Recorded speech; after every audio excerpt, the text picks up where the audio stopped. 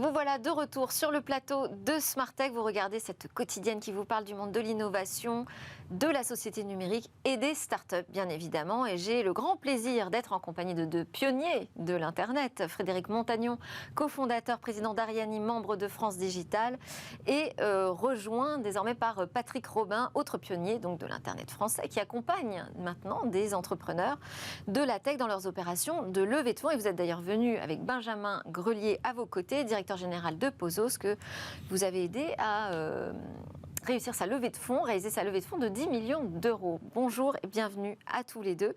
Patrick Robin, je voulais qu'on démarre ensemble pour savoir ce que vous pouviez nous donner comme indicateur sur le financement des startups. C'est vraiment le nerf de la guerre.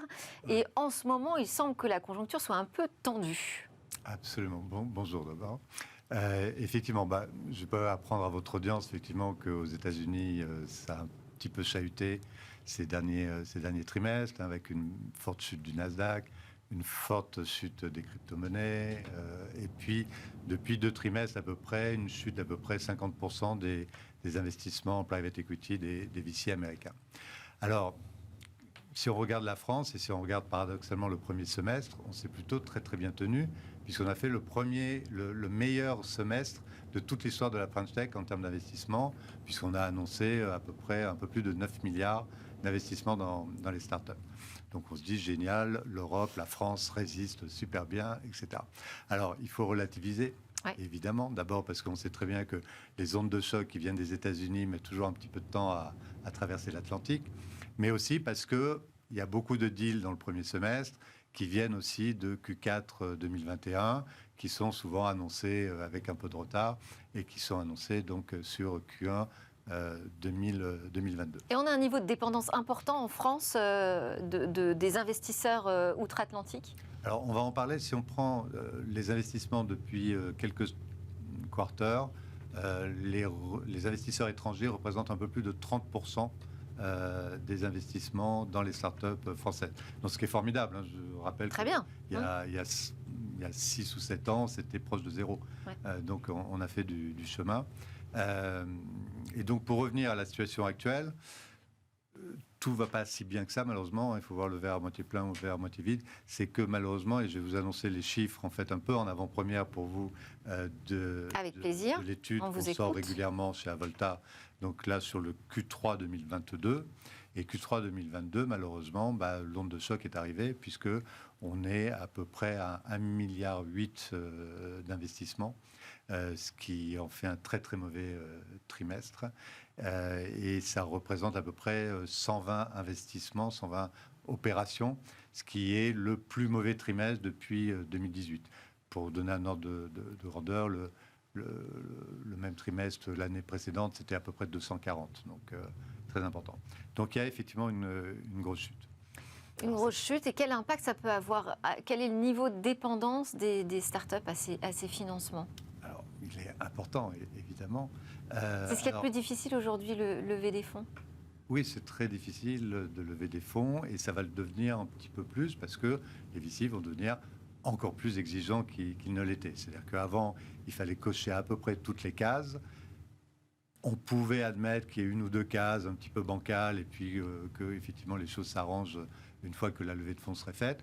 Aujourd'hui, il faut que toutes les cases soient cochées vraiment pour que les VC investissent. Mais juste pour revenir sur le Q3, la bonne nouvelle, pour regarder un petit peu les choses de façon positive, c'est que si on regarde de façon un petit peu plus en détail, un peu plus granulaire, on voit que le seed, les séries A et les séries B ont très bien résisté sur le Q3, et que cette très forte baisse du Q3 à 1,8 milliard vient essentiellement de l'absence totale de la lettre D. Je ne veux pas faire de Georges Perec, mais on a effectivement la lettre D qui a disparu, c'est-à-dire qu'il n'y a aucune opération de série D qui a été faite en Q3, et très très peu de série C. Donc si série A, série B ont bien résisté. Est-ce que c'est aussi du fait qu'on manque de fonds d'investissement majeurs, importants au niveau européen ?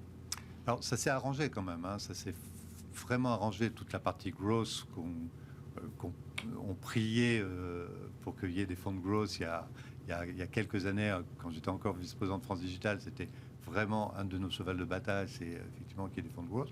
Aujourd'hui, on ne peut pas se plaindre, il y a quand même de plus en plus de très gros fonds. On entend chaque semaine l'annonce de fonds de plus en plus importants.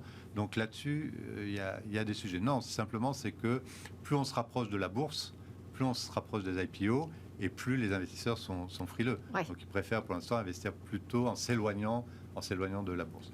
Malheureusement, j'ai peur que ça ne dure pas et que pour l'instant, ce soit juste l'arbre qui cache la forêt, et que si je revenais vous voir dans quelques mois, je ne suis pas sûr qu'on aura les mêmes bonnes nouvelles sur les séries A et les séries B. Alors, Patrick Robin, vous avez cofondé Avolta, donc c'est une banque d'affaires qui accompagne comme ça les startups dans leur levée de fonds ou dans leur projet de fusion-acquisition. À quel moment, justement, c'est pertinent d'aller voir une banque d'affaires ? Alors, c'est très intéressant comme question. Dès la série A, pour nous, c'est important d'aller voir une banque d'affaires pour être accompagné. Parce qu'une série A, ça prépare la suite. Ça prépare la série B, ça prépare toute l'equity story de l'entreprise. Et c'est très important de bien structurer sa série A. Ça, c'est la première chose. La deuxième chose, c'est vrai que parfois, les investisseurs conseillent aux entrepreneurs de se passer de banque d'affaires parce qu'ils savent très bien qu'avec une banque d'affaires, ils vont être un peu plus en concurrence et que la négociation risque d'être un peu plus tendue. Ils nous accusent parfois de faire monter les valos, c'est pas vrai. C'est pas nous qui faisons monter les valos, c'est souvent la concurrence entre les VC et beaucoup ces 2 dernières années avec les VC étrangers qui ont beaucoup fait monter les valos face aux investisseurs français. Donc, j'ai envie de dire, je prêche pour ma paroisse. Il faut, dès la série A, il faut savoir... Est-ce que les objectifs de la banque d'affaires sont toujours les mêmes que ceux des équipes dirigeantes des startups ? Moi, je dis toujours à mes clients qu'on va essayer de faire en sorte que nos intérêts soient le plus alignés possible. Ce n'est jamais possible que ça le soit à 100%. Ouais. Donc, on fait le maximum pour être le plus aligné possible. Et ça, dans les contrats, on essaye de faire en sorte qu'on se rapproche le plus possible de l'alignement total. Mais 100%, c'est jamais possible. Benjamin Grelier, vous confirmez ? C'est une vaste question. C'est assez... En fait, le process de levée est assez compliqué quand même. Enfin, comme le disait Patrick, c'est un process qui est surtout assez long. Ça dépend des secteurs, mais c'est comme un sprint, mais sous forme de marathon. C'est-à-dire qu'il faut tenir dans la durée. C'est pour ça que nous, on a fait le choix d'être accompagnés par Avolta. Ils nous ont permis de nous dégager du temps, de clarifier aussi ce qu'on souhaitait à travers cette série A et de nous aider vraiment à nous concentrer sur les objectifs. Et je pense qu'aussi un des éléments importants qu'apporte une banque d'affaires, c'est le réseau. Ils sont très très bien introduits. Et ça ouvre un sacré nombre de portes, surtout quand on n'est pas forcément tous des serial entrepreneurs. Donc là, vous avez levé 10 millions d'euros pour votre produit. Donc votre produit, on va en parler un petit peu, ça s'appelle Pozos, un outil d'aide à la décision thérapeutique. Absolument. Donc c'est un produit qui est à destination des médecins, pharmaciens et l'ensemble des professionnels de santé. On a créé le produit il y a à peu près 4 ans. J'ai juste dit ça parce que c'est quand même hyper stratégique. Oui, c'est dans le milieu médical. C'est une sacrée mission qu'on s'est fixée avec mon associé, Emmanuel, qui est pharmacien. Et on a comme ambition vraiment d'aider les médecins à prendre des décisions plus éclairées avec l'état de l'art, de la connaissance et surtout en s'adaptant au contexte de chaque patient. Ce qui est aujourd'hui une vraie gageure. Vous partez de quelle base de données pour les aider à prendre les bonnes décisions thérapeutiques ? Oui, alors nous on agrège à peu près 220 sources de données différentes que les médecins ont l'habitude de consulter. Et tout l'intérêt et le côté un peu waouh du produit, c'est de réussir à tout concentrer dans un seul et même endroit et d'aider le médecin à prendre sa décision sans avoir à parcourir souvent beaucoup de sources. Et on multiplie ça par le nombre de spécialités qu'il y a en médecine et on se retrouve avec une logique... C'est un Vidal plus dans une application ? C'est différent. On est vraiment... Ouais. Moi, je dis toujours, très sincèrement, c'est comme ça que j'ai beaucoup vendu Pozos, mais j'y crois vraiment. C'est pour moi, le Vidal, c'est la carte Michelin et Pozos, c'est Waze. Oui. Voilà. Et là, vous avez tout compris avec cette métaphore. Et donc, il y a un enjeu de trouver rapidement la bonne thérapie, le bon médicament, le bon soin pour son patient, trouver rapidement et puis pas se tromper non plus sur les prescriptions. Vous travaillez aussi sur ces erreurs médicales, ces erreurs de prescription. En fait, on va aider le médecin à diminuer ce qu'on appelle le risque iatrogénique, diminuer les erreurs médicales. faut savoir que, par exemple, rien qu'à l'échelle de l'Europe, des études montrent que c'est environ 200 à 250 000 morts par an liées aux Je erreurs sais, on m'avait médicamenteuses. parlé C'est l'équivalent de la ville d'Amiens. Cette Mon associé vient de la conséquence, ville d'Amiens. C'est monstrueux. Ouais. Et c'est certainement sous-évalué. Donc, les médecins... C'est du fait d'interactions entre des médicaments qui sont Exactement. incompatibles. Des incompatibilités Des des traitements. médicaments, ou bien aussi un patient qui voit son traitement adapté, sa pathologie change, du coup, peut-être que ce médicament est plus au bon dosage, etc. Donc c'est un effort constant, et prendre le contexte du patient, c'est super important dans la prise en charge thérapeutique. Et comment ça peut être à ce point personnalisé? Un patient est décrit par un ensemble de caractéristiques, son âge, son poids, son genre, et puis ses pathologies, ses maladies chroniques. Et tout ça, ce sont des informations qui font partie des bases de données, qui font partie de la connaissance scientifique, et sur lesquelles le médecin va s'appuyer pour établir... Donc il n'y a pas de données personnelles qui entrent dans cette application? Non, pas besoin. Pas besoin. On est en plein dans les medtech. Oui. Est-ce que, Patrick Robin, il vous semble que ce secteur des medtech, de l'e-santé aussi, est en particulier un bon secteur pour investir? Bien sûr, dans les projections, en tout cas des prochains trimestres, il y a forcément, dans un contexte un peu difficile, il y a forcément des verticales, des secteurs qui vont mieux s'en sortir que d'autres. Évidemment, en tête, on met la e-santé, donc tout ce qui est medtech. On met bien sûr tout ce qui est green tech aussi. Oui. On met tout ce qui est deep tech, cybersécurité, etc. Mobilité. Enfin voilà, il y a quand même des verticales qui vont mieux s'en sortir. Et d'une façon générale, mais ça c'est pas très surprenant, tout ce qui est B2B versus B2C. Et alors, vous nous avez donné des chiffres en avant-première sur la situation aujourd'hui quant au financement. Comment est-ce que vous voyez les choses évoluer? Alors, ce que je viens de vous expliquer, effectivement, que certains secteurs, eux, vont très bien Vont mieux s'en sortir, oui. 2, que les investisseurs vont devenir plus exigeants. Une des raisons qui fait que, effectivement, les investissements ont baissé aussi, c'est qu'il y a 2 fois sur ce trimestre-là, sur le Q3, 2 fois moins d'investisseurs actifs que dans les trimestres précédents. Alors, pourquoi ils sont moins actifs et pourquoi il y en a 2 fois moins, ce qui est quand même très important, c'est à la fois que certains sont un peu attentistes. Personne ne sait au niveau géopolitique, macroéconomique ou sectoriel comment ça va évoluer dans les prochaines semaines, dans les prochains mois. Donc certains sont attentistes. Et puis d'autres n'ont juste plus d'argent. C'est-à-dire qu'ils sont eux-mêmes en train de lever leurs nouveaux fonds. Et de ce que j'entends chez les LP, c'est qu'il y a un peu d'embouteillage.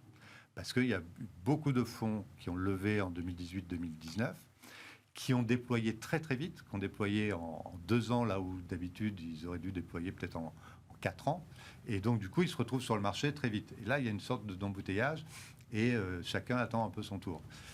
Donc ça explique aussi pourquoi il peut y avoir une baisse d'activité de la part des VC. Et puis il y a aussi une baisse de deal flow, c'est-à-dire qu'il y a beaucoup aussi d'entrepreneurs qui disent « Oula, c'est pas le moment ». Je vais essayer de me débrouiller autrement et je vais essayer de me financer par mes clients ou réduire mes frais et gagner du temps. Et je reviendrai sur le marché un peu plus tard, comme on l'avait vu au début du Covid, où vraiment il y a eu une chute du deal flow très, très importante. Donc on est dans un moment à peu près équivalent. À peu près équivalent, avec, je dirais, d'autres incertitudes qui planent. Globalement, il va y avoir beaucoup de tours internes, c'est clair. Il va y avoir, comme je le disais tout à l'heure, de plus en plus d'exigences et d'attentes de la part des investisseurs. Il est possible qu'on voit revenir des clauses de pacte d'actionnaires un petit peu plus dures que celles qu'on a connues ces 2-3 dernières années, que ce soit sur des preferred stock participating, là où on pouvait négocier du non-participating ces 2 dernières années, des clauses de ratchet peut-être un peu plus dures, etc. Mais qui est aussi une façon de ne pas dégrader les valorisations et de ne pas downsizer les valorisations. Bon, en tout cas, on peut féliciter notre ami d'avoir levé des fonds dans ces conditions. Vous avez une réaction, une remarque, une question peut-être, Frédéric Montagnon? Moi, j'investis très tôt dans les startups et je vois effectivement les gens s'organiser. Je pense qu'il y a une chose, et puis on verra si ça se confirme ou pas, c'est quand il y a beaucoup de cash sur le marché, ce qui était le cas il y a encore 6 mois, les entrepreneurs lèvent en avance de phase. Donc, on lève son premier tour alors qu'on n'a pas de produit, on lève son tour suivant alors qu'on n'a pas de client. Enfin, tout ça, ça se décale beaucoup avec des montants qui sont levés, qui sont beaucoup plus importants que ceux dont on a véritablement besoin. Donc finalement, il y a du cash qui a été versé en avance. Là, le marché peut-être patiente un peu pour que cette avance en fait reprenne un train normal. Donc, je ne suis pas encore complètement négatif parce que du côté business cette fois-ci, effectivement c'est intéressant sur la partie B2B, il n'y a pas un ralentissement dingue non plus. Je veux dire, aujourd'hui les budgets sont là, donc les entreprises vont trouver leur marché, elles vont trouver leurs clients. Il ne faut pas que ça s'arrête parce que sinon derrière tout se casse la figure. Mais pour l'instant, je me dis que c'est juste c'est conjoncturel. On retrouve peut-être des valos qui sont un peu plus raisonnables, on retrouve des cycles qui sont plus alignés avec les levées de fonds. Merci beaucoup Frédéric Montagnon, merci Patrick Robin, associé cofondateur d'Avolta, membre de France Digital tous les deux, et merci à Benjamin Grelier d'être venu nous parler de Pozos. À suivre notre séquence Ouvale Web, on va parler des NFT.